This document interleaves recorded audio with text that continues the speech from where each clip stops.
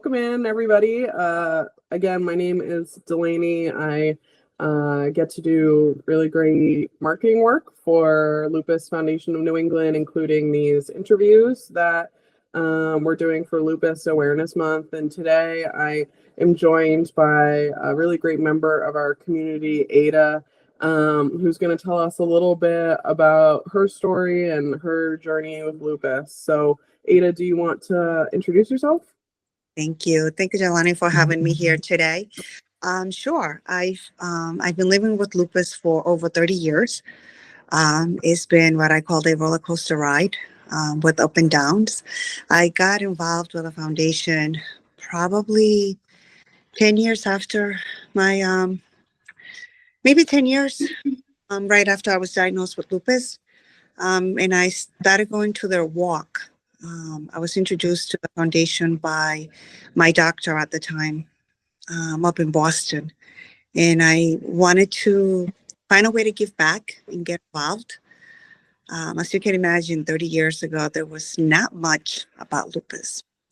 A lot of doctors were still kind of trying to figure out their path, how to treat their patients with this crazy unknown disease to many. So finding the foundation for me was a great comfort. I got to meet some wonderful people that were also going through the same journey as I was. And that's also very important to have that support group. And then I wanted to educate my friends because, of course, you look really healthy. You look really, energetic and from the outside, and in the inside, your body is just destroying itself. So I came up with this crazy idea of having a fundraiser with a fashion show. I was a former model, and I called my team, and I told them about the idea, and they loved it. Yeah, that's so cool. So was it like so like an event, like a ticketed event type of thing? It was, we charged, and then we did the silent auction in which people, could bid on the items that we had. I literally had my entire body of friends. It takes an army to build a village, and I was blessed to have it. And we had an extremely successful event, and it ran for 10 years. So, oh my gosh. Yeah, so we brought a lot of, we made it fun for those of us that, are living with lupus. It was a night that we forgot about our pain. It was a night that we could get all dressed up and just share a moment together of trying to feel normal, if you want to use that word. But at the same time, it was to bring awareness. We had a speaking program where we share stories. I obviously, shared my story. And we had speakers come in. And we had literature. We had gift bags at every event, and each bag had a booklet that educate you, to educate you about lupus. So it was a way to bring awareness to such a dark, illness in a fun way. Yeah, that sounds really great. I love the like I love the fact that you made it like an event around like beauty and fashion and like fun in that way, when lupus is oftentimes, associated with like fatigue or sort of the set of symptoms that we hear about most often. And so to kind of like counteract that with something a little bit more like high energy and colorful and all those things, like I just really love that. Like it's just like an energy shift. Yes, and that was the whole idea. Yeah, that's awesome. Where were you a model? In Rhode Island and Boston. Oh, that's awesome. That's great. What do you do for work now? Right now I work for the Attorney General's office in Rhode Island. So I'm the Director of Administration. So talk about stress. But it's a challenge, but it's a good challenge for me. How does lupus affect your career, your work life, if it does? It does. It does. It's like I mentioned, earlier, it's a roller coaster ride. You have those days where you can't come into work because you're either suffering, from fatigue that is really bad, or you have an unexplainable fever that just comes out of nowhere, or you're dealing with an infection, or you're going for treatment. I go for infusions on a monthly basis. So that's totally a whole day out of work, and sometimes even two. For me, I think the key has been to have a great support. I've had great bosses throughout my career that understand what it's like to live with lupus. I also have a great support team at work, my staff. And I also push myself perhaps too much, which is also, something that I've learned throughout my journey, is that I need to pace myself and allow myself that time to heal, which is really difficult when you not only are very active, but have, a high demanding career. But I have to say, I think my blessing has been having a great support behind me, and also pushing myself. Yeah, yeah, absolutely. And how old were you when you were diagnosed? I was 23. Okay. Do you remember like what kind of brought you to seek out a diagnosis? Like what were you experiencing at the time that made you kind of push to figure out what was going on? Yeah, I kept getting the fevers. I also kept getting a lot of joint pains, and they thought it was arthritis. So I went to get checked. Um, Also, I went to get checked for carpal tunnels because I would get it in my hands and in my feet was where the pain was manifesting itself. And my boss at the time, one of his daughter also has lupus. And he kept telling me that some of the symptoms that I had, his daughter had as well. And right, I was a courtroom clerk at the time, and right in the courtroom clerk, I just froze. My body just kind of became like paralyzed. And he basically called my mom at the time and put me in his vehicle and drove me to Boston, and gave literally, we walked into the lupus center at Brigham, and he told the doctor that saw his daughter that she needed to see me. And she did. And I've been in their hands ever since. So I was very blessed to have had him there at that time, because the doctors here could not find anything. They just kept saying that it was arthritis, um, and gave me prednisone at the time. I was all bloated up, but the symptoms were not going away. And Yeah, that's yeah. yeah, I think that the unknown journey was about 9 months before I landed in Boston, where they were actually able to give me the correct diagnosis.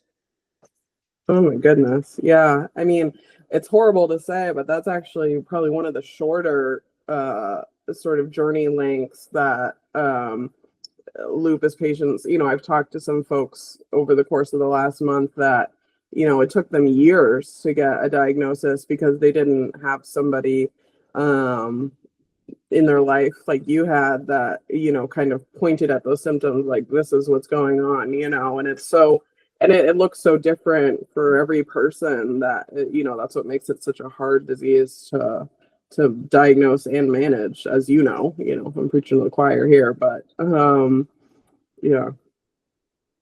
Um, so what has your so you talked a bit about the fashion show. I think that's awesome that you put together and hosted for a number of years. What else has been really helpful for you in terms of the support aspect, the community aspect? How are you kind of nurturing yourself and tending to this part of your life on a regular basis? I think the first thing is my faith. That's what keeps me going. I'm also a fanatic with, having positive affirmation around me and reading books that uplift me. I find that they're very helpful. I think having a support group, whether it's a group of friends or through the foundation, a group that you can speak to and be honest about what it is that you're feeling has also been very helpful to me. But I think key for me has been, definitely my faith in my family. They had a hard time understanding what I was going through. Yeah, I can imagine. And I think for some folks, just talking about it, and making people more aware of what's going on with them and their symptoms is can be really powerful as well. What would you say to someone that is newly diagnosed or thinks that they may have lupus and hasn't gotten a formal diagnosis yet, is kind of at the early stages of their lupus journey, I guess? I think what I will share with them is advocate for yourself. Don't give up until you know your body better than anyone. So definitely advocate yourself. If you don't feel comfortable with, the doctor that you're going to, go to another one. In this journey, you will have many doctors. And I found that the key for me really has been to advocate myself. I have been known for telling my doctors, no, I'm not going on that treatment because it's just not good for my body. Can we find something else? And sometimes they agree with me, sometimes they don't, but at least I let them know my fears, my concerns, and they work with you, So I definitely would say advocate. Don't do a lot of reading because it is depressing, it is overwhelming. So just take it step by step and share with your family what you're feeling. Because as you're going through this journey, you will change. You will have good days, you will have bad days, you will have good hours, you will have bad hours. So in just, in one day, you could really experience so many different symptoms and emotions that is good to be able to express them to your loved ones. And if if you're at work, advocate at work. Don't be afraid to speak and tell people, I have lupus, this is what I'm feeling. This is what I need. Yeah. I think that self-advocacy piece is so important. And it makes me think of just being a woman in general. So much self-advocacy has to play a role in our day-to-day life, just not only in the healthcare system, but just the list is endless of the ways that women have to advocate for themselves. How has I guess, what role does being a woman play in this lupus journey as well? Like how does that kind of show up? I think for me, that's a good question. I never really looked at it as, because the majority of us are females, right? Very seldom would you hear of a man having lupus. I think our society is very demanding, and the standards as a woman is so high now. You always have to be perfect. You can grow old. And I'm not, I'm going through a phase right now where because of my treatment, I can't dye my hair. So it took me a while to understand that. And then I just said, you know what? It's a blessing that I'm here. So I just have to embrace it. So I get back to really convincing yourself, really talking positive to yourself, motivating yourself, and just counting your blessings. Yeah, I think that that piece of having self-confidence come from like that self-confidence piece as a woman, it's not to go undervalued. And people go through different treatments that require them to make certain changes to their appearance and stuff. So it's like, where does your self-confidence come from? And it sounds like for you, it comes from your faith and just appreciating the little things every day and knowing that beauty is more than just a hair color or a certain way that we look or whatever. That being a survivor and being a person that lives and thrives with this disease every day is beautiful. So I think that message for younger women that are being diagnosed with this disease is really really impactful. Yeah, I have a quote in my refrigerator, and I have it at the office as well, that basically says, I have lupus, but lupus doesn't define who I am.